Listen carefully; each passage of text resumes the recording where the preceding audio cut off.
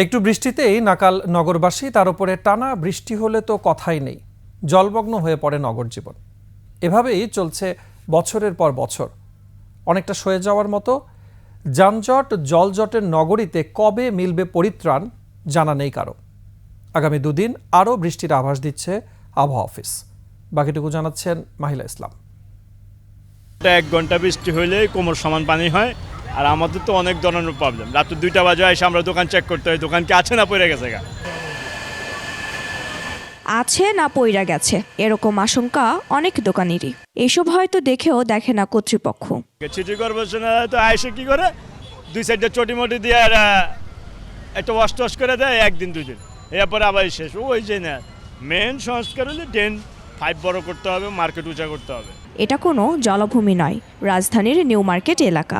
ছবি দেখেই বুঝতে পারছেন পানি নামার কোনো পথই খোলা নেই। পলিথিন আর আবর্জনায় বন্ধ হয়ে গেছে সব। প্রতি মাসে একটু বৃষ্টি হলে প্রতিনিয়ত এরকম হয়ে যাচ্ছে। এর নিয়ে আমরা খুব দুর্বশভাবে আছি। একমাত্র ওয়ালটন এসি দিচ্ছে 1 বছরের রিপ্লেসমেন্ট গ্যারান্টি। কোনো উপায় না থাকায় এভাবেই সরানো হচ্ছে মার্কেটের ভেতরের পানি। বৃষ্টিতে রাজধানীর অধিকাংশ রাস্তায় জমে আছে পানি। এতে দুর্ভোগে সাধারণ মানুষ। বৃষ্টির যে পরিস্থিতিতে আমাদের খুবই অসুবিধা হচ্ছে। অল্প বৃষ্টিতে খুব বেশি পানি জমে যাচ্ছে, ঠিক আছে? এই জিনিসটা সরকারকে দেখা উচিত।